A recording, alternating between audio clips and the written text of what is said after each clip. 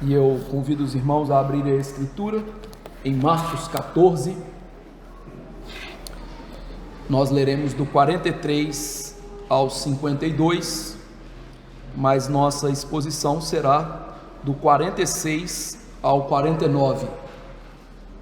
Eu dividi essa perícope em 3 sermões para facilitar o nosso entendimento. Hoje nós teremos o segundo sermão, do verso 46 ao 49. Mas nós vamos ler todo o texto, Marcos 43, ou Marcos 14, 43 a 52.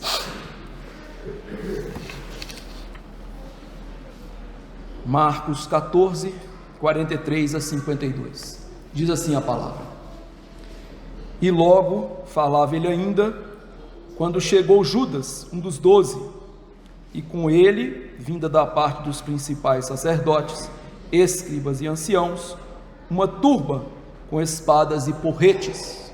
Ora, o traidor tinha-lhes dado esta senha: aquele a quem eu beijar é esse, prendei-o e levai-o com segurança. E logo que chegou, aproximando-se, disse-lhe: Mestre, e o beijou. Então lhe deitaram as mãos e o prenderam. Nisto, um dos circunstantes, sacando da espada, feriu o servo do sumo sacerdote e cortou-lhe a orelha. Disse-lhe Jesus: Saístes com espadas e porretes para prender-me como a um salteador? Todos os dias eu estava convosco no templo, ensinando, e não me prendestes.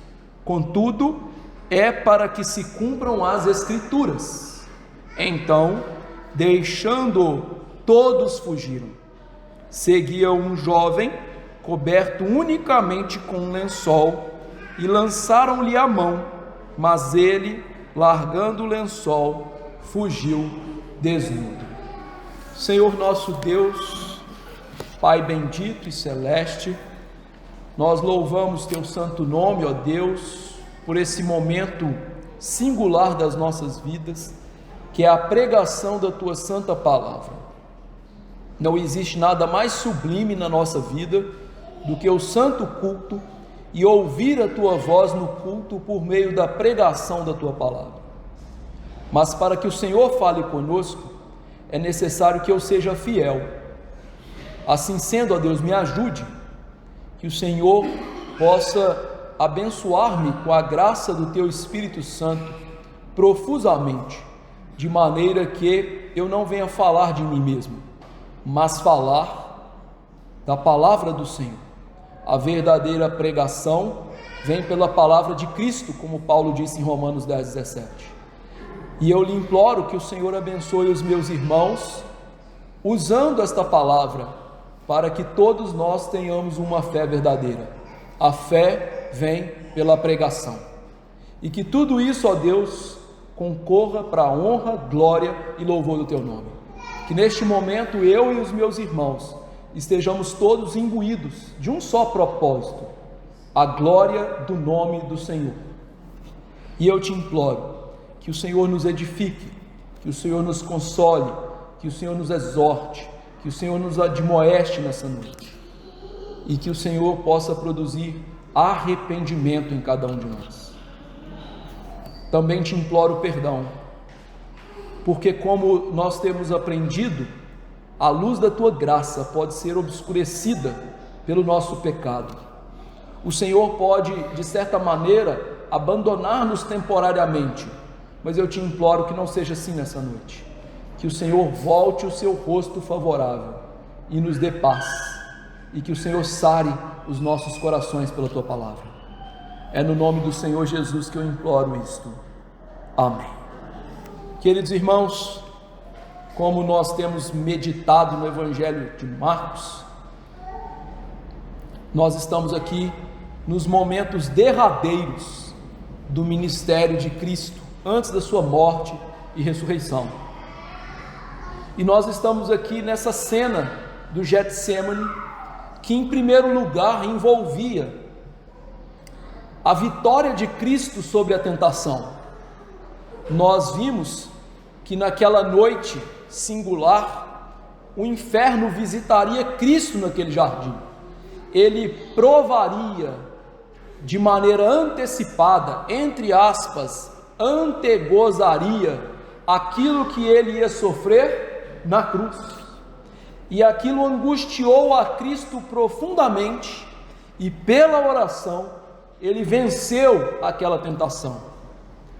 Por outro lado, nós vimos também que o Senhor Jesus, tendo ouvido as juras de amor dos seus discípulos, que todos eles disseram: nós vamos contigo até a morte, estava instruindo-os naquele momento para que eles pudessem orar a fim de não cair em tentação, uma vez que o espírito deles estava pronto, disposto, queria sim enfrentar todas as dificuldades com Jesus, mas eles esbarravam na carne que era fraca.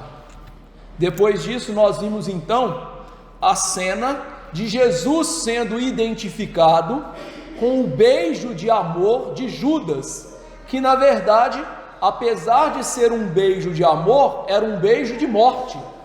Afinal, não havia nada amoroso na maneira de Judas beijar Jesus naquele momento, a fim de identificá-lo, para que ele fosse preso. E hoje nós vamos ver então o Senhor ser preso. Mas o que a cena da prisão de Jesus nos ensina? Em todo esse contexto nós temos visto que há uma série de cumprimentos de profecias. Isaías 53, Salmo 22, Zacarias 13, e aqui também nós temos o cumprimento da profecia, da Escritura, que Jesus, que é o pastor que vai ser ferido por Deus, ele é preso como um amotinador. Para quê? Para se cumprir a Escritura, ou seja, a prisão de Jesus é o cumprimento da palavra profética do Antigo Testamento. E minha missão aqui hoje vai ser mostrar isso para os irmãos, que a prisão de Jesus não foi por acaso, que a prisão de Jesus só aconteceu porque era o cumprimento da palavra de Deus, e Cristo se empenhou para que a palavra se cumprisse naquele momento. Vejamos isso, verso 46, diz Marcos, que então lhe deitaram as mãos e o prenderam. Ao olharmos para a maneira como Marcos narra a prisão de Jesus, parece que foi algo muito simples, que nada aconteceu naquela cena, que simplesmente aqueles soldados chegaram perto de Jesus ao ver que Judas o havia identificado e já colocaram as algemas de Jesus, renderam Jesus. Marcos, ele faz questão aqui de ser simples, e depois nós vamos ver porquê, e ele então não traz para nós alguns eventos que são importantes para a cena, e que são narrados lá no Evangelho de João, e que são imprescindíveis para nós entendermos essa prisão de Jesus. Lá em João 18, 5 e 6, escutem com atenção, diz assim o texto: responderam-lhe a Jesus. Quem é você, né? Respondeu a Jesus o Nazareno. Então lhes disse: sou eu. Ora, Judas o traidor estava também com eles. Quando, pois, Jesus lhes disse: sou eu, recuaram e caíram por terra. João nos relata algumas coisas interessantes aqui, que quando os soldados eles chegaram perto de Jesus, eles, para terem certeza de que aquele homem que Judas beijou era Jesus, eles perguntaram: és tu Jesus? E ele então respondeu com um sonoro: eu sou. Essa resposta de Jesus, que parece para nós simples, no sentido de que ele somente disse que era ele, traz algo muito importante. Se você depois em casa chegar na sua Bíblia e ler o relato de João lá no capítulo 18, você vai perceber que a resposta de Jesus está com letra maiúscula. E ao fazer isso, os tradutores estão mostrando para a gente que João está querendo chamar a atenção para algo maior. Ao longo do Evangelho de João, Jesus usou essa expressão diversas vezes. Eu sou eu. No grego é go eimi, eu mesmo, nenhum outro. E todas as vezes que Jesus usou essa expressão no Evangelho de João, estava ligado a um dos 8 sinais relatados por João naquele Evangelho. E João, ao relatar aqueles sinais, e Jesus usar essa expressão, eu sou, era teologicamente significativo, porque a fala de Jesus estava apontando para a sua identidade. Lá no Evangelho de João, no capítulo 20, no verso 30 e 31, João nos diz que os sinais foram relatados para que nós soubéssemos que Cristo é o Filho de Deus, e ao crer que Ele é o Filho de Deus, nós tivéssemos vida eterna. Então Jesus aqui, quando aqueles soldados chegaram perto dele e perguntaram, você é Jesus? E ele diz, eu sou. João está apontando para nós o quê? Esse que responde não é um simples homem, ele é Deus, porque a expressão eu sou aqui nos remete lá ao Êxodo, no capítulo 3, que quando Moisés pergunta para o Senhor Deus, quem é o Senhor? Ele diz, eu sou o que sou. É a expressão eu sou. Então João está mostrando para nós que aquele que está respondendo é Deus. Então a prisão de Jesus nesse primeiro momento, por incrível que pareça, aponta para a sua divindade. Aquele que está sendo preso não é um homem comum, não é um simples carpinteiro da Galileia, um pregador qualquer, um mestre, um rabi, como chamou Judas nessa sessão aqui, mas Deus que se fez carne. E a prova disso é que quando Jesus disse, eu sou, o que acontece com aquela grande turba que foi prender Jesus? Todos eles caíram. Imagina um bando de homens, que era um bando enorme, ao Jesus falar, sou eu, todos eles caíram ao mesmo tempo. E foi só ao levantar que eles puderam encostar em Jesus. Então, tendo em vista o relato de João, e juntando agora com a simplicidade do relato de Marcos, nós temos a visão do todo. Ou seja, o que Marcos quer nos mostrar aqui, junto com os demais evangelhos, que a prisão de Jesus, além de ser algo deliberado por aquela turba, acima de tudo foi deliberado por quem? Por Ele mesmo. Jesus, por ser Deus, tinha todo o poder para se livrar daqueles homens. E você pode se lembrar, ao longo do ministério de Jesus, os inúmeros sinais que Jesus realizou, que apontavam para a sua divindade. Por exemplo, Jesus multiplicou pães e peixes. Um mero ser humano pode fazer a matéria se dividir e tornar-se outra matéria? De maneira nenhuma. Só Deus pode fazer isso. Jesus andou por sobre as águas, algo que um simples ser humano não pode fazer. Jesus mandou que o vento e o mar se acalmassem, e eles obedeceram à voz de Jesus. Somente Deus pode fazer isso. Além dos sinais, nós podemos nos lembrar das inúmeras vezes que aqueles homens tentaram prender e matar Jesus antes desse evento. Quando Jesus prega lá em Lucas 4, na sinagoga da cidade onde ele cresceu, ao afirmar que ele era Deus, e não só isso, que ele era ungido com o Espírito Santo para proclamar a libertação deles do pecado, e eles ficaram então nervosos com isso, eles acuaram Jesus à beira de um precipício, e diz Lucas que Jesus simplesmente passou por aquelas pessoas, num grande milagre. Naquela semana final, várias foram as comitivas que tentaram prender Jesus para matá-lo. Todas falharam. Tendo isso em vista, a natureza divina de Jesus poderia impedir que aquela turba o prendesse de maneira muito simples, sem esforço algum. Mas a simplicidade de Marcos está aqui por causa disso.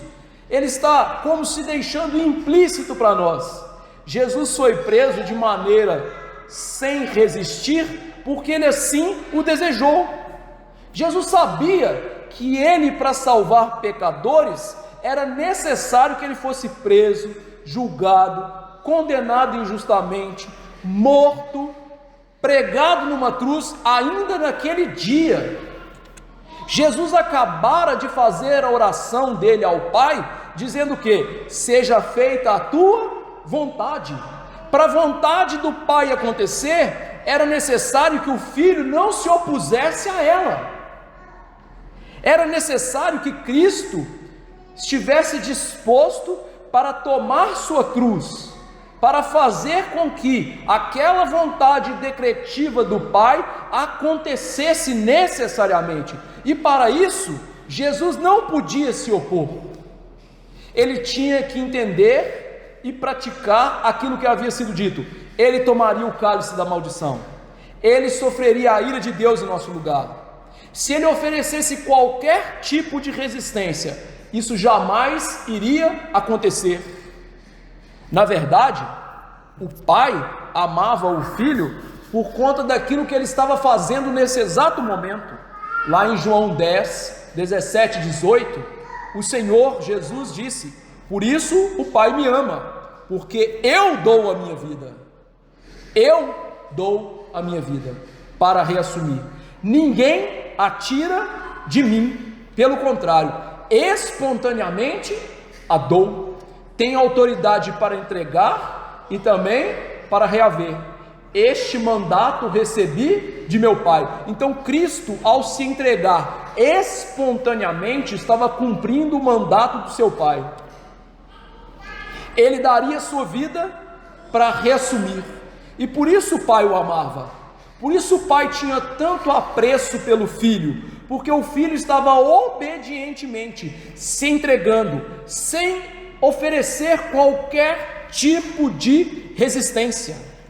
Ele seria o cordeiro morto, ele seria o cordeiro manso, mudo diante do Senhor. Jamais, meus irmãos, aqueles homens poderiam encostar um dedo sequer, nem nas vestes de Jesus, se não fosse pela vontade soberana de Jesus. É por isso que às vezes a gente escuta, e às vezes de maneira triste, algumas pessoas falando assim: eu acho que Jesus nunca mais vai voltar aqui, porque na primeira vez as pessoas fizeram o que quiseram com ele. Imagina hoje, que as pessoas têm armas, tanques, aviões. Bobagem. Jesus foi preso porque ele quis, Jesus foi condenado porque ele quis, Jesus foi morto porque ele quis. E é isso que a versão simplificada de Marcos nos ensina. Além disso, Marcos vai nos ensinar algo mais. Ainda que Jesus estivesse se doando, os seus discípulos não estavam preparados para isso. Por isso o verso 47 diz: nisto, um dos circunstantes, sacando a espada, feriu o servo do sumo sacerdote e cortou-lhe a orelha. Quando Jesus foi preso, ele não resistiu, mas aqui nós vemos os discípulos resistindo. Isso mostra, meus irmãos, algumas coisas para nós. Em primeiro lugar, eles estavam realmente prontos em seus espíritos para guerrear por Jesus. Eles queriam até mesmo brigar, ferir e ser feridos por Jesus. O espírito deles era pronto para fazer isso. Só que a segunda coisa que isso nos ensina é que sim, os discípulos, eles estavam dispostos a matar e morrer por Jesus. Eles estavam dispostos a enfrentar uma turma grande por Jesus, mas eles não estavam dispostos a enfrentar a cruz com Jesus, como eles haviam dito antes.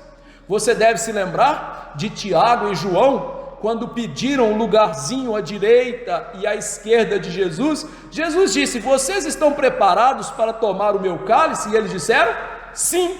Só que agora, quando Jesus caminha para tomar o seu cálice, o que eles fazem? Eles sacam da espada, mostrando que entregar-se para morrer com Jesus era algo que não passava na cabeça deles. Isso era um custo muito alto para o discipulado naquele momento. Uma coisa é agir com bravura, outra coisa é se entregar pacificamente para morrer com Jesus. Veja que eles estão negando o preço do discipulado, porque Jesus disse, ainda que falando de maneira espiritual, o discípulo é aquele que toma sua cruz, segue o Senhor, disposto a morrer com Ele.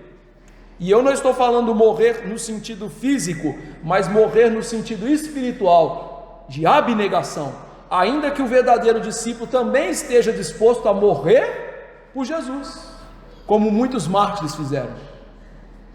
Em terceiro lugar, nós aprendemos aqui, com essa atitude dos discípulos, que a ideia deles sobre o Rei Jesus era uma ideia equivocada.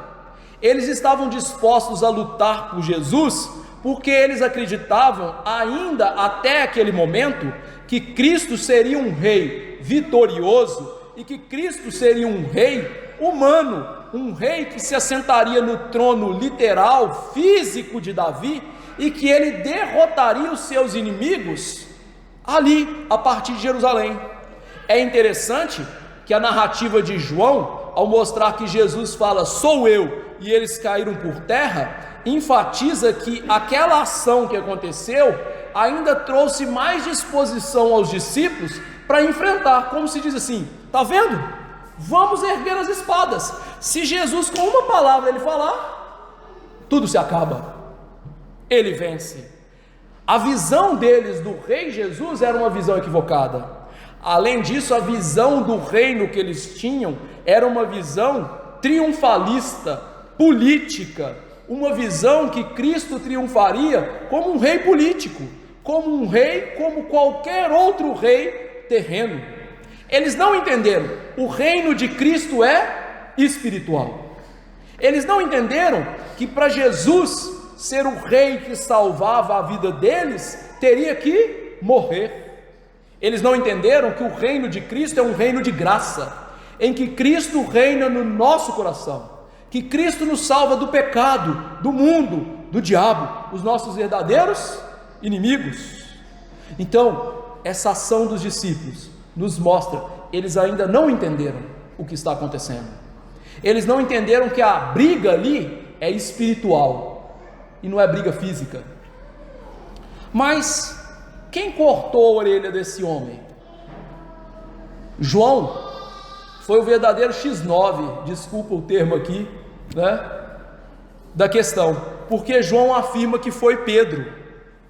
Pedro foi o homem que atacou o servo do sumo sacerdote, e João, que conhecia o sumo sacerdote e os seus servos, também sabia que o nome daquele sujeito era Malco. Mas quando Pedro faz isso, meus irmãos, nos mostra como Pedro era voluntarioso, mas ele era um tolo. E isso mostra a derrota de Pedro. Pedro ainda não negou Jesus, mas aqui ele já está negando Jesus. Por quê? Ao não vigiar e orar, ele entendeu a luta de maneira errada.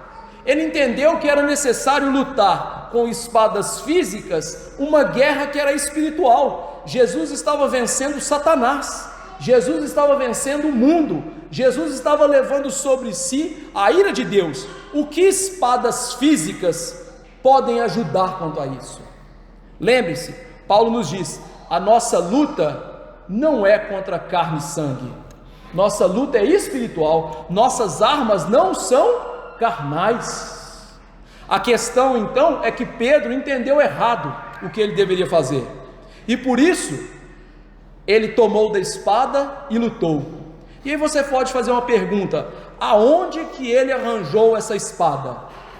E aí, para você ver que ele entendeu errado mesmo, lá em Lucas 22, 36 a 38, que é anterior ao Getsêmani, Jesus está lá no cenáculo. Jesus disse o seguinte: então lhes disse, agora porém, quem tem bolsa, tome-a, como também o alforje, e o que não tem espada, vende a sua capa e compre uma, pois vos digo que importa que se cumpra em mim o que está escrito: ele foi contado com os malfeitores.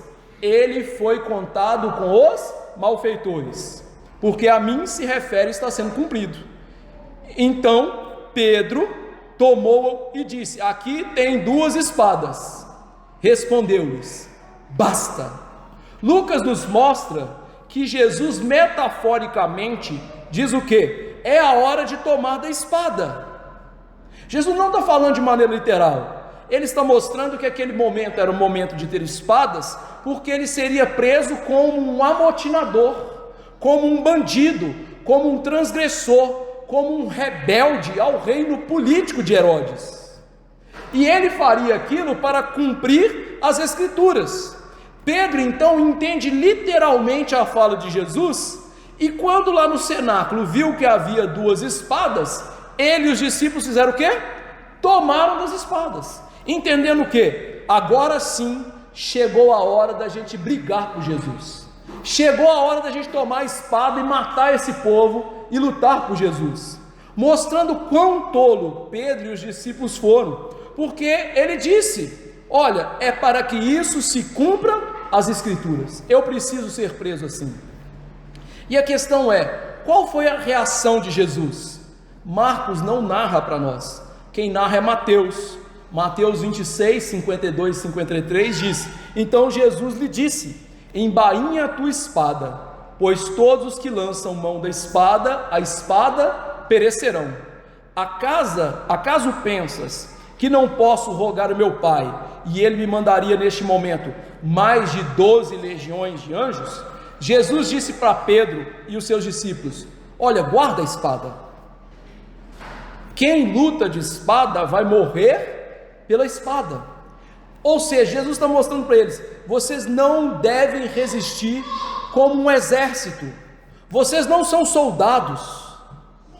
E veja, como era louco e contraproducente 12 homens, contando Jesus, com 2 espadas, lutar contra uma série de homens armados com espadas, porretes, tochas, lanternas. Além disso, os discípulos em sua maioria eram o quê? Pescador. Pescador sabe lutar com a espada? Tanto sabe que em vez de Pedro matar Malco, ele cortou a orelha. Tão boa que era a mira dele. Então Jesus está mostrando para eles: é uma loucura o que vocês estão fazendo. Vocês não devem lutar assim, porque não é esse o meu propósito, não é isso que nós vamos fazer. Então ele repreende Pedro e os discípulos, mostrando para eles o que? Vocês não precisam de lutar por mim, eu tenho que me entregar. Existe uma necessidade de eu me entregar. E Jesus mostra que ele está se entregando ao falar: eu posso pedir e 12 legiões de anjos podem lutar por mim. Nós sabemos que uma legião era de cerca de 6.000 a 7.000 homens. Ora, 12 vezes 7.000 faz a conta. Imagina aquele bando de pessoas diante de um exército poderoso e invencível como o dos anjos. Então Jesus está reiterando para eles o seguinte: vocês não precisam de lutar assim. Se eu quisesse lutar assim, eu faria. O que eu estou fazendo aqui é me entregar.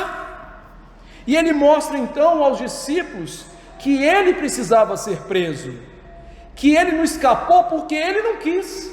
Além do poder divino que ele tinha todos os anjos ao seu dispor. Ele é o governante do exército do Senhor. Jesus é o anjo da aliança. Você deve se lembrar de uma cena muito bonita na Bíblia, quando Josué chega perto de Jericó para tomá-la, e ele vê um varão com uma espada na mão, e ele pergunta: quem é você? Ele diz: eu sou o anjo do Senhor, o governante do exército do Senhor. Ou seja, Cristo tem sob as suas ordens todos os anjos, todos. Ele falou de 12 legiões, mas ele poderia chamar todos que ele quisesse, mostrando que ele tinha todo o poder em si e no céu para poder ficar livre daquela situação. E como que ele demonstra isso de maneira prática? Nós vamos precisar de Lucas. Lá em Lucas 22, 51, diz: mas Jesus acudiu dizendo: deixai, basta. E tocando-lhe a orelha, o curou. Lucas foi o único que registrou que Jesus curou a orelha de Malco. Jesus tomou a orelha daquele homem e colocou de novo no lugar, como se nada tivesse acontecido. E é interessante que essa é a última cura que Jesus faz antes de ser preso, julgado e morto naquele dia. Mas essa cura, ela é impressionante em todos os sentidos. Primeiro, Jesus curou um inimigo. Jesus está curando alguém que vai levar ele para a morte. E ele está fazendo aqui aquilo que ele ensinou os discípulos antes, a ser o quê? Compassivo, amoroso com os inimigos. Além disso, Jesus não só curou um inimigo, mas ele mostrou ao curar aquele inimigo que ele tinha todo o poder para resistir àquela situação se ele desejasse. Ou seja, ao colocar a orelha daquele homem no lugar, sem nenhum tipo de artifício, ele estava mostrando todo o poder que ele tinha em si mesmo para resistir a tudo o que estava acontecendo, se ele assim o quisesse. Então Jesus mostra com isso que ele é o soberano sobre a situação. Quando nós vemos aquela tropa de soldados do templo, aquela tropa de soldados romanos, aquele número terrível de sacerdotes, escribas, fariseus, boa parte do sinédrio ali naquela noite, circunstantes tais, ou seja, uma grande turma, parece que eles estão no controle, mas quem está no controle? Jesus. Essa é a ênfase. Como disse um dos comentaristas, no meio de toda aquela confusão, Jesus era um oásis de calmaria. Jesus era o único que estava calmo, porque ele tinha vencido a tentação, a provação pela oração, e ele estava resoluto e pronto para se entregar para morrer pelos pecadores. Ele estava totalmente preparado, ele estava totalmente no controle daquela situação, e por isso ele pôde entregar-se pacificamente, sem resistência, para aquela turba. Mas veja, Jesus agora vai confrontar aqueles homens. Verso 48 diz assim: disse-lhes Jesus: saístes com espadas e porretes para prender-me como um salteador? Jesus agora deixa Pedro e os discípulos e ele se vira para falar àqueles homens. Ele olha diretamente para eles, mostrando que aquilo que eles estão fazendo com severidade não tem nada a ver com a situação.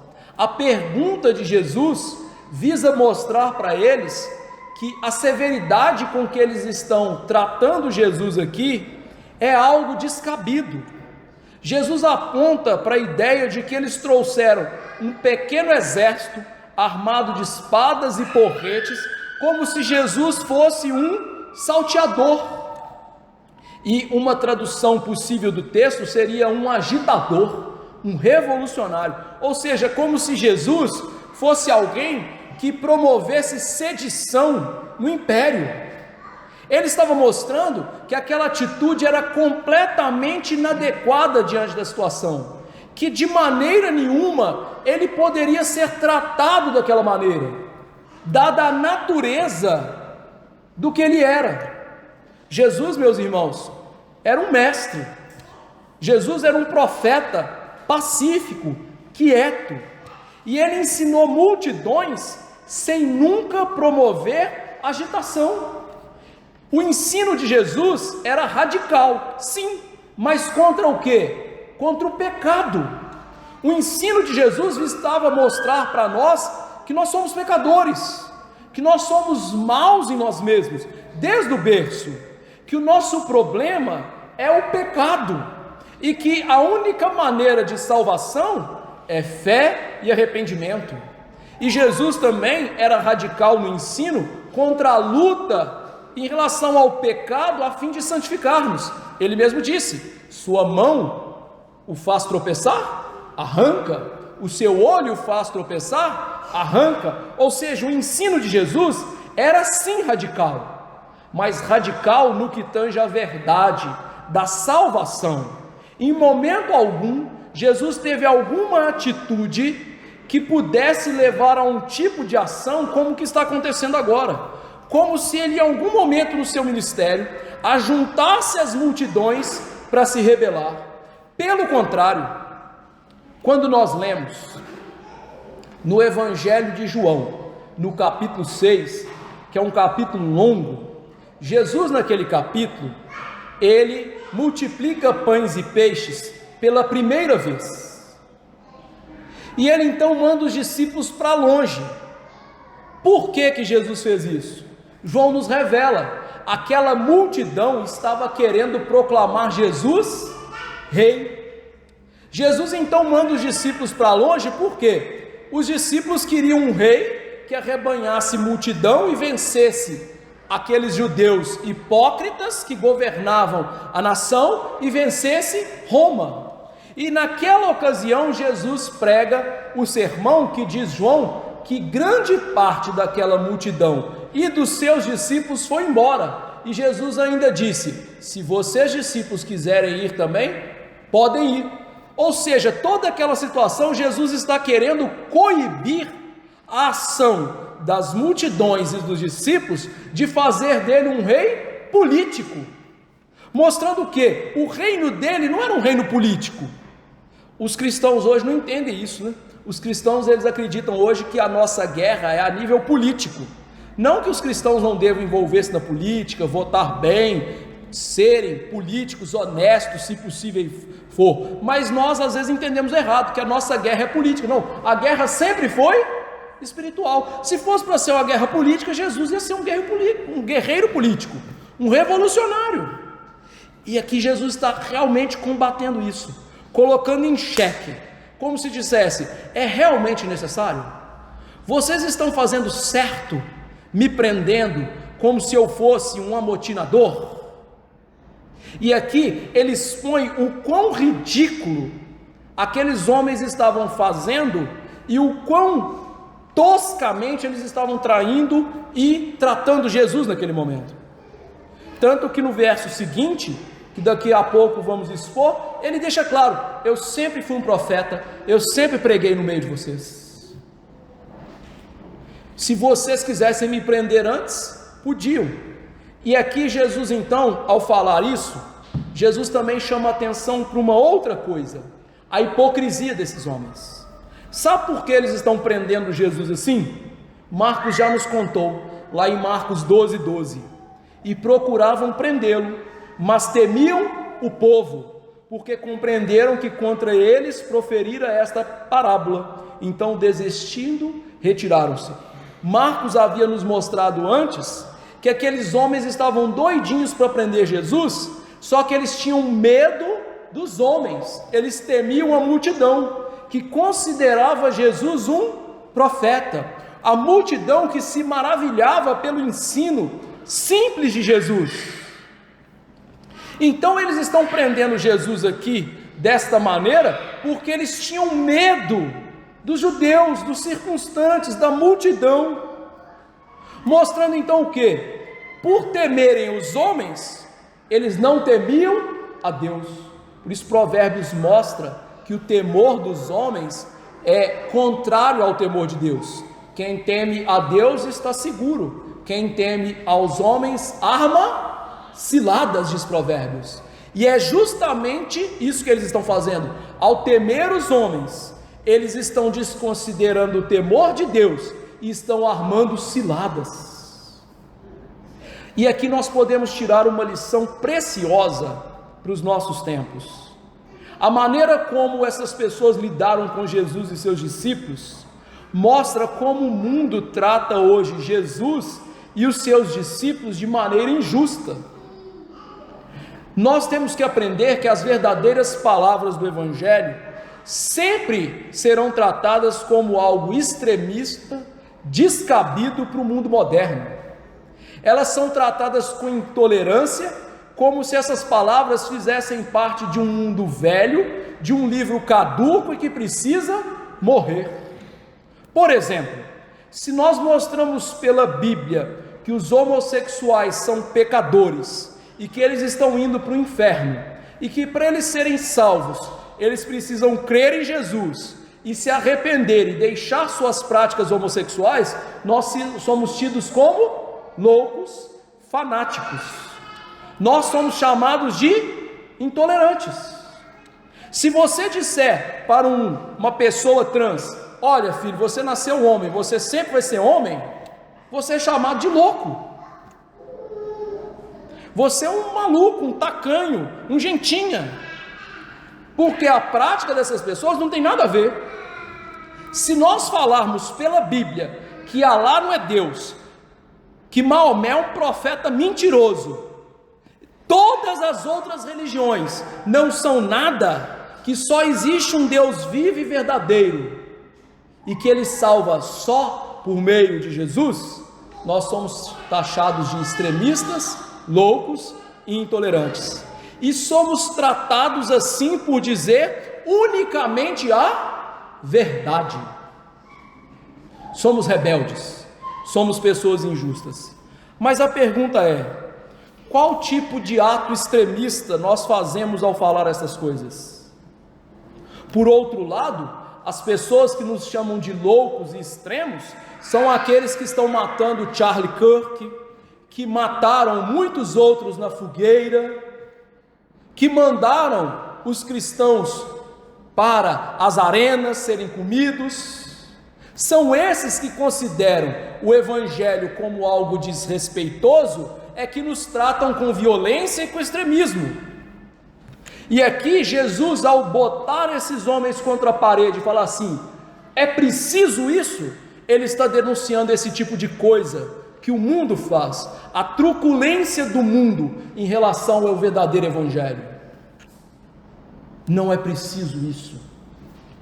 E nós, meus irmãos, não precisamos nos surpreender quando os nossos irmãos forem perseguidos, mortos, achincalhados, e mesmo que a morte não seja literal, seja uma morte só de palavras, de ofensas, nós não precisamos nos surpreender. O mundo jaz no maligno. O que nós precisamos de fazer? O que Jesus fez. Olha o que ele diz no verso 49: todos os dias eu estava convosco no templo, ensinando, e não me prendestes. Contudo, é para que se cumpram as Escrituras. Veja, Jesus agora coloca diante deles a realidade. Vocês precisam me prender assim? Como que é o meu procedimento? Todos os dias eu estava no templo ensinando vocês. Em algum momento eu causei confusão e amotinação? E aí veja, Jesus ao falar todos os dias eu ensinava no templo, Jesus está aqui enfatizando a palavra dia, mostrando o quê? Eu ensinava à luz do dia, eu nunca precisei me esconder, eu sempre falei a verdade. Se vocês quisessem apontar alguma coisa no meu ensino, eu ensinava na luz do dia, eu ensinava na frente de todo mundo. Por que vocês não fizeram nada? E Jesus aqui está apontando para um contraste da prisão dele. Como eles estavam prendendo Jesus? Às escondidas, no meio da noite, como se ele fosse um bandido. Não era necessário aquela turba, não era necessário prender ele de noite, não era necessário tratar ele como bandido, mas assim eles estavam tratando Jesus. E ele então deixou claro: meu procedimento sempre foi pregar a verdade, sempre foi ensinar no templo, deixando claro para eles o seu ministério profético de ensinamento, que era o carro-chefe do ministério de Jesus. E aqui Marcos nos relembra, lá no capítulo 1, os discípulos procuraram Jesus, dizendo: Senhor, as pessoas te procuram para serem curadas. E Jesus disse: vamos às povoações vizinhas, a fim de que eu pregue, pois para isso eu vim. Jesus deixa claro que o ministério de Jesus não era curar pessoas, não era alimentar os pobres. O ministério dele era um ministério de pregação da palavra. E que, portanto, como um pregador justo e honesto, pregando contra o pecado, pregando a glória de Deus, pregando a verdade, tudo aquilo que estava acontecendo era inadequado. Se eles tivessem algum motivo para prender Jesus, eles deveriam tê-lo prendido à luz do dia, contra os ensinamentos de Jesus, mostrando que a prisão de Jesus era inteiramente injusta, porque Jesus desafiou aqueles homens nos seus pecados, nas suas vidas. Eles agora estão nas trevas apanhando Jesus. Mas vejam, Jesus mostra para eles uma coisa interessante: olha, vocês estão me prendendo aí, mas fiquem tranquilos, vocês são uma grande peça no xadrez divino, é para se cumprir a palavra. Jesus nos mostra que aquela prisão era o cumprimento da palavra de Deus. E a pergunta é: qual profecia está se cumprindo? Muitas profecias, mas especificamente aquela que nós vimos na nossa liturgia, Isaías 53, 12. Por isso, eu lhe darei muitos como a sua parte, e com os poderosos repartirá ele o despojo. Porquanto derramou sua alma na morte, foi contado com os transgressores. Contudo, levou sobre si o pecado de muitos, e pelos transgressores intercedeu. O texto nos mostra que Jesus foi contado no meio dos transgressores. Às vezes a gente pensa que o cumprimento de Isaías 53 só se dá na cruz, mas quando nós juntamos o que Lucas havia narrado de Jesus ali no cenáculo, que as espadas precisariam estar presentes para ele ser preso como um bandido, e ao juntar aqui o texto de Marcos mostrando a minha prisão é para se cumprir as escrituras, nós entendemos todo o cenário.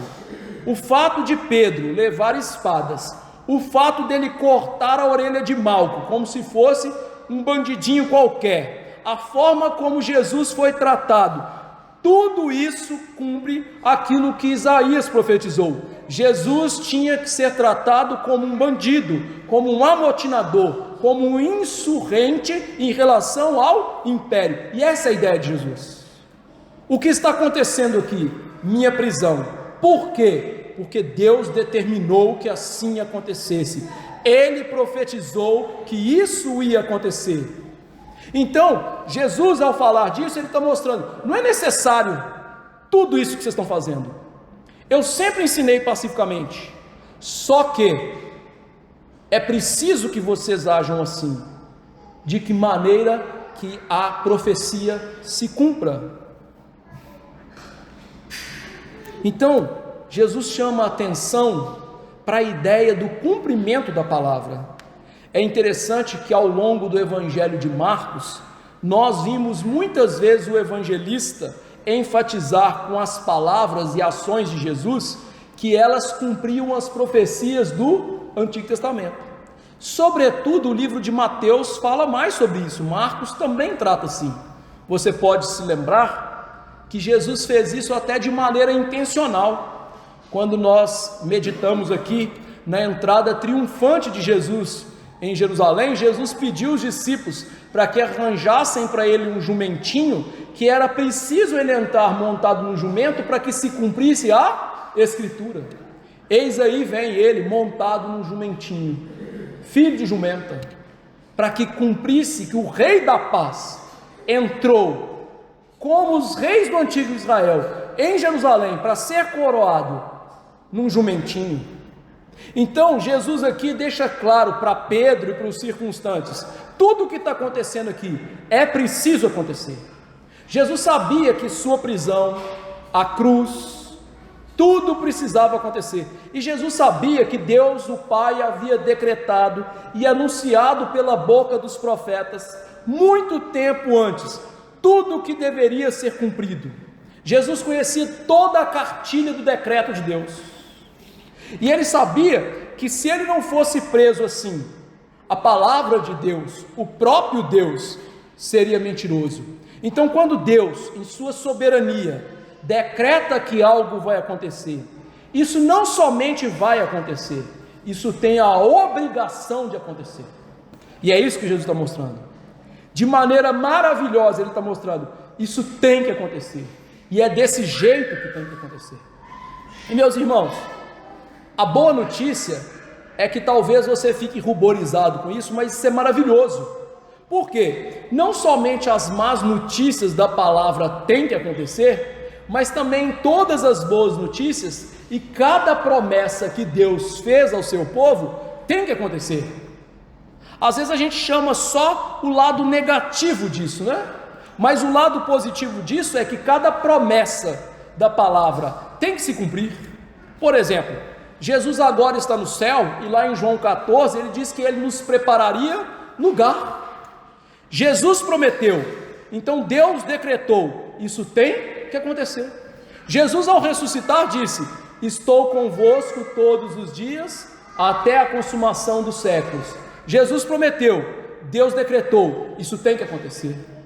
Quando a gente olha para a igreja tacanha, pequena, passando dificuldade, sem relevância no mundo, por não ser sal e luz nos dias que nós vivemos, Jesus disse: as portas do inferno não prevalecerão contra a igreja.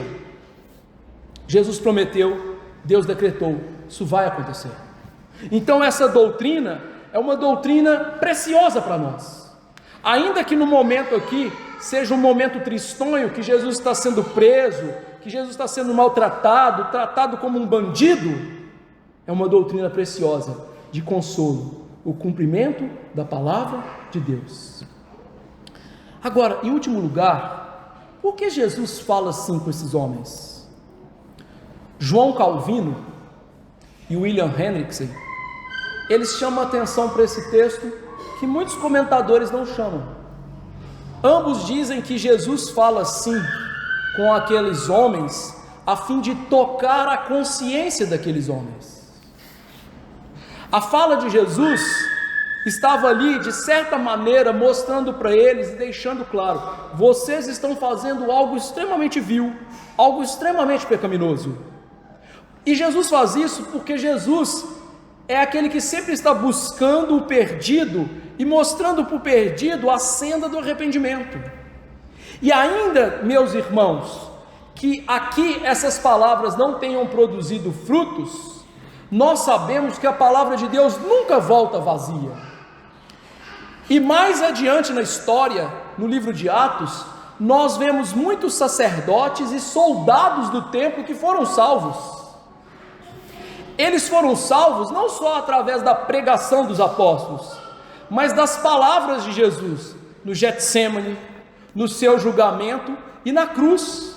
Aquelas palavras de Jesus nos momentos derradeiros afetou aqueles que eram eleitos e que Jesus estava se dirigindo a eles ali de maneira preciosa e poderosa posteriormente, de maneira que eles foram salvos. E eu reitero, quando Jesus faz isso, quem está no controle de tudo aqui, da situação? Jesus, porque nesse momento, Jesus está afetando a consciência daqueles que mais adiante haverão de crer e serem salvos. Interessante que estes mesmos, Jesus orou por eles na cruz. Lembre-se, Jesus ora por todas as pessoas? Não. João 17 diz que ele não roga pelo mundo. Jesus rogou por estes homens que o prenderam, e ele falou essas palavras a fim de que mais adiante eles fossem salvos. E aqui fica para a gente essa sublimidade de Cristo Jesus. O que está acontecendo é, de maneira calma e serena, Jesus está cumprindo a vontade de Deus. Jesus está se submetendo a tudo aquilo que Deus havia revelado a seu respeito acerca dessa hora e que estava lá no Antigo Testamento. Então veja, quão precioso é o Antigo Testamento, e quão precioso, verdadeiro, sublime é o Senhor Jesus, por conhecer todas aquelas profecias e cumpri-las todas cabalmente, a fim de que eu e você, pecadores que merecem o inferno, fôssemos salvos. Como viver esse texto? Já que nenhum de nós está ali no Getsemane. Em primeiro lugar, vemos nesses versículos como todas as coisas na paixão de Cristo sucederam de acordo com a palavra de Deus. As próprias palavras de Cristo demonstram isso. É para que se cumpra a palavra. Disso nós tiramos um grande consolo para a nossa vida. A Escritura é infalível. Tudo o que a palavra de Deus diz é seguro. Portanto, você pode crer plenamente nas suas promessas. Você pode crer plenamente que se Jesus disse que você crer e arrepender e dedicar sua vida a Ele, tomando a sua cruz, morrendo para você e seguindo, você tem a salvação. E você pode crer que todas as coisas que acontecem na nossa vida acontecem segundo o propósito de Deus e para o nosso bem. Segunda aplicação, as Escrituras então se cumprem ano após ano. Nenhum i ou tio jamais passará, como Jesus disse. Por isso, os monarcas da terra podem se ajuntar com todas as nações contra o Senhor, podem ir contra Cristo, mas nada pode impedir Jesus de operar a sua salvação, de avançar com o seu reino e cumprir a vontade soberana de Deus sobre essa terra. Como o ímpio Nabucodonosor disse lá atrás: ninguém pode deter a mão de Deus e falar: que fazes? O Senhor usa o exército dos céus e da terra e age como Ele quer. Meus irmãos, nada pode impedir as mãos de Jesus. E por isso nós podemos estar firmes de que tudo o que Cristo diz na sua palavra haverá de se cumprir. Por isso nós não precisamos de desespero, nós não precisamos de desconfiança, nós podemos confiar plenamente em Cristo e nas suas promessas. Terceiro lugar, nessa cena não houve acaso, não houve acidente, e na verdade nenhum acontecimento desse mundo existe acaso ou acidente. Quando Cristo deu esses passos do Getsemane ao Calvário, inúmeras profecias que, como nós lemos hoje aqui na nossa liturgia, estão se cumprindo. A ira dos adversários de Jesus, a sua rejeição pelo povo judeu, o fato dele ser preso como malfeitor, o fato dele ser condenado por uma assembleia de iníquos, o fato dele ser crucificado pelos romanos, tudo estava previsto, predito e haveria de acontecer. Tudo sem acasos, sem coincidências. Isso significa o quê? Não há acasos e coincidências na sua vida, há decreto e ordem de Deus. É tão melhor crer assim do que achar que nós vivemos a esmo e que Deus não está no controle das nossas vidas. Essas doutrinas são basilares do Evangelho, mas mais do que basilares do Evangelho, são para o consolo das nossas almas. Não há acasos, não há acidentes, só há controle de Deus. E se Deus é o seu Pai e Ele está no controle de todas as coisas, graças a Deus por isso, não é? Quarto lugar, permita então, querido, que sua alma descanse sobre esse pensamento, que tudo está determinado e controlado, e que tudo isso Deus vai usar para o seu bem. Às vezes os crentes, eles se desesperam contra a vontade de Deus, e esquecem que tudo coopera para o nosso bem. Meu irmão, eu sei que é difícil pensar assim na provação, mas é assim que a Bíblia nos ensina a pensar. Pense bem, se você estiver com câncer agora, é o melhor para a sua vida? Talvez você pense assim: não, mas a Bíblia diz é. E se a Bíblia diz é o melhor. Quem é você para falar contra Deus? Se você sofrer um acidente e machucar, é o melhor para a sua vida? É. Tudo que acontece de ruim na sua vida ou de bom, é o melhor para a sua vida. A incoerência de achar que as coisas ruins da vida, elas não devem chegar para nós, é dos ímpios. Nós devemos ser crentes piedosos como Paulo, né? Paulo estava preso e ele escreve Filipenses: ok, eu estou preso, mas eu tenho chance de pregar para os soldados. Ok, eu estou preso, mas eu tenho chance de pregar para mais gente. Porque só ao redor dele e passando pela prisão tinham 7.000 soldados que ele podia pregar para eles. É assim que a gente tem que ver, que a mão de Deus está governando todas as coisas para cooperar para o nosso bem e, acima de tudo, para a glória de Deus.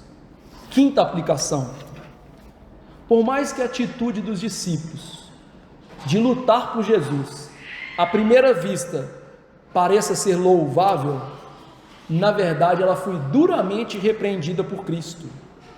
Com isso nós aprendemos o quê?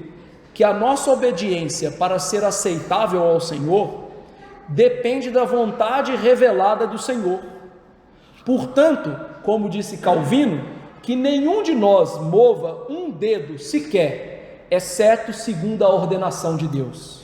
Isto é, meus irmãos, a nossa obediência tem que ser aquilo que Deus revelou na sua palavra.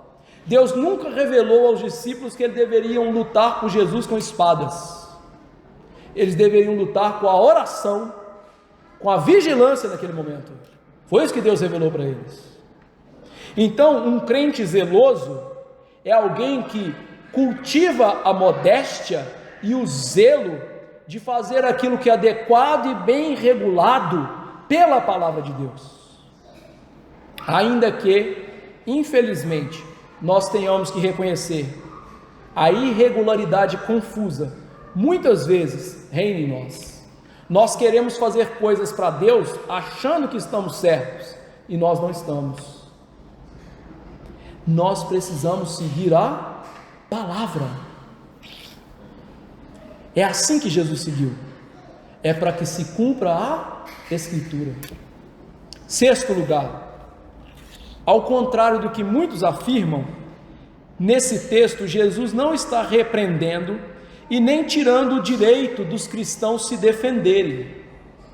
A Bíblia nos garante, no tribunal da consciência, o direito e o dever de protegermos nossa vida contra a violência injusta. Quem disse isso foi João Calvino.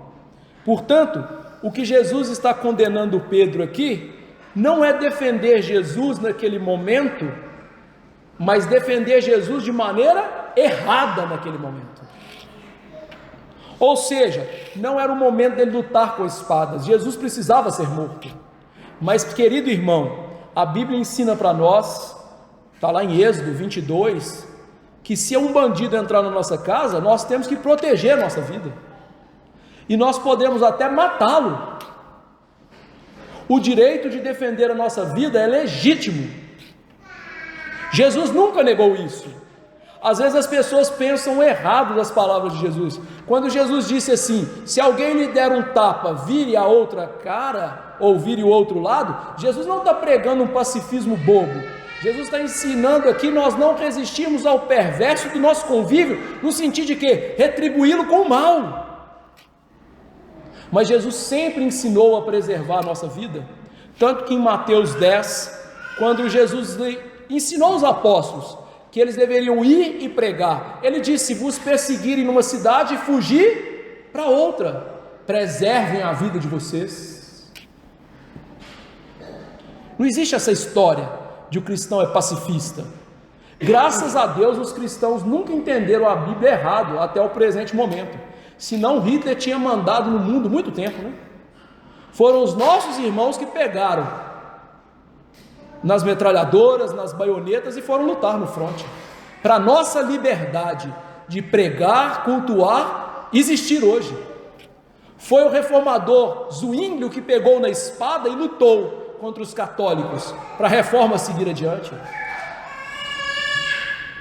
Esse pacifismo aí é idiota, não é bíblico. Em sétimo lugar, esse texto aqui também não é contrário aos magistrados trazerem a espada. O que eu quero dizer com isso? Aplicarem a pena de morte. Abra comigo sua Bíblia em Mateus ou Romanos 13, rapidamente. Romanos 13, 2 a 4.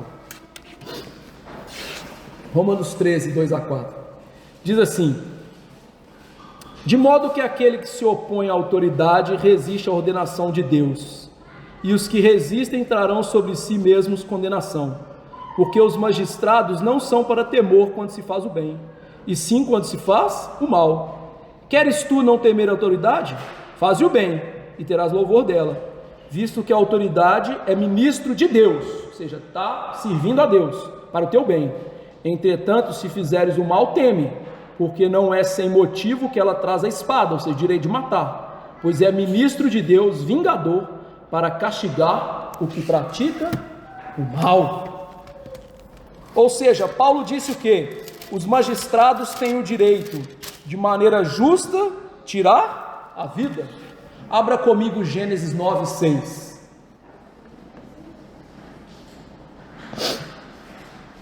Gênesis 9, 6. Diz assim a palavra: se alguém derramar o sangue do homem, pelo homem se derramará o seu, porque Deus fez o homem segundo a sua imagem. Ou seja, Deus mostra para nós, as autoridades são para punir aqueles que são injustos e maus, aqueles que tiram a vida do homem injustamente. É por isso que Deus deu a elas o direito de aplicar a pena de morte. E é interessante, Jesus morreu debaixo da pena de morte. Em algum momento Jesus falou assim: vocês não têm o direito de matar? Em nenhum momento. Tanto que a Bíblia, diz para a gente: não matarás. Melhor tradução: não assassinarás. Ou seja, nós não temos direito de tirar a vida de outro injustamente. Queridos irmãos, cuidado com esse tipo de raciocínio que tem entrado nas igrejas, contrário à palavra de Deus. Nós precisamos de focar na palavra de Deus. Oitavo lugar, Pedro usou a arma errada, na hora errada. Ele não entendeu, a arma que ele deveria ter usado era a oração e a vigilância. Foi isso que Jesus disse para ele: vigiai e orai, para que não entreis em tentação. Ou seja, a natureza do reino é espiritual. A nossa milícia não é contra os homens, a nossa milícia é contra aquele que está por trás dos homens, Satanás. Por isso a gente não sai como cristão dando tiro nos outros. Nós saímos como cristãos fazendo o que Jesus fez, pregava todos os dias no templo. Jesus nos ensina que a nossa arma espiritual é a palavra, ela é a espada do Espírito. Jesus nos ensina que a nossa arma é a oração. Jesus nos ensina a tomar a armadura do crente e resistir o diabo. Aprenda, o nosso inimigo não são as pessoas desse mundo, o nosso inimigo é Satanás. É claro que ele usa as pessoas desse mundo, mas eles não são os nossos inimigos.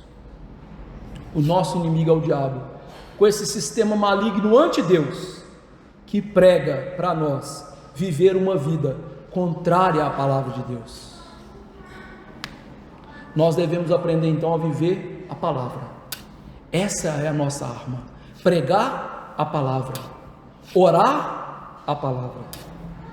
E a nossa luta é pelo reino espiritual de Cristo.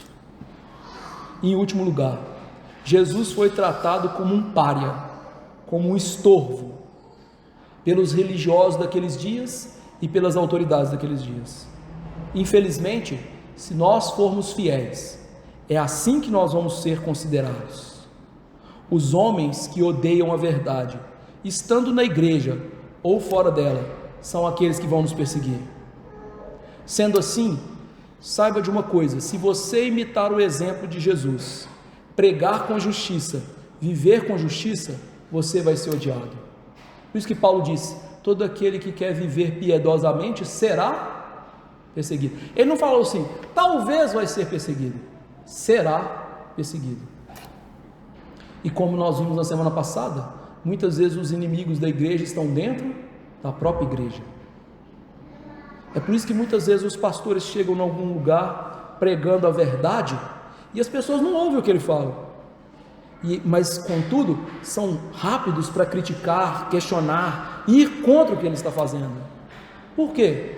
São pessoas vis, com mentes deturpadas, mentes cauterizadas pelo pecado e que são contrários à verdade. Mas a verdade que nós precisamos fazer é resignar a palavra de Deus, pregar a palavra de Deus, viver a palavra de Deus. E se formos perseguidos, sejamos como os apóstolos, saiamos felizes de termos sido perseguidos e considerados dignos de sofrer pelo nome de Jesus. Que Deus nos ajude a ser assim. Vamos nos colocar de pé e encerrar o culto nessa noite com oração.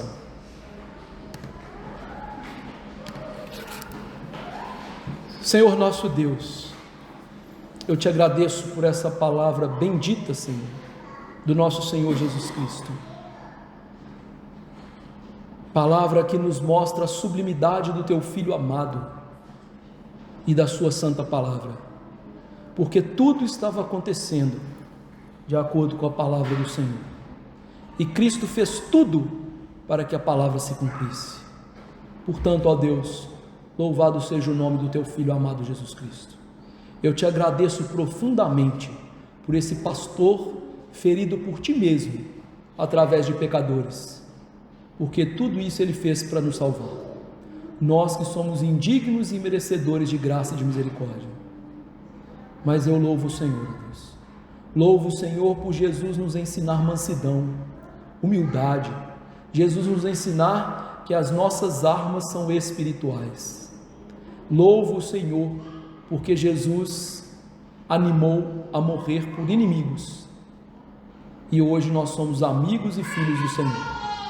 Graças te damos por isso, e eu imploro que o Senhor nos ajude como igreja a lutar com as armas espirituais, nos ajude que diante das lutas e perseguições mantenhamos-nos firmes, nos ajude a sermos sal e luz, que lá no nosso bairro sejamos fiéis, vivamos de maneira fidedigna e preguemos a verdade, que nos nossos empregos, que nós não nos omitamos, que falamos, ó Deus, o que é certo, preguemos o que é certo, e assim sejamos contrários aos ímpios e malignos que são contrários a nós. Senhor Deus, nos ajude a lutar com as armas espirituais e nos ajude a vencer o mundanismo que tem, infelizmente, corrompido grandemente a tua igreja. Nos leve à verdade da palavra, à prática da verdade da palavra, e assim que nossa vida seja toda ela um sacrifício santo e agradável ao Senhor, e que nossa morte, como a de Paulo, seja um oferecimento de libação de todos nós no altar do Senhor e Salvador Cristo Jesus. É no nome dele que nós imploramos essas coisas. Amém.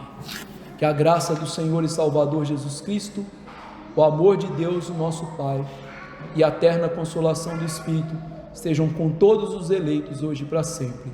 Amém.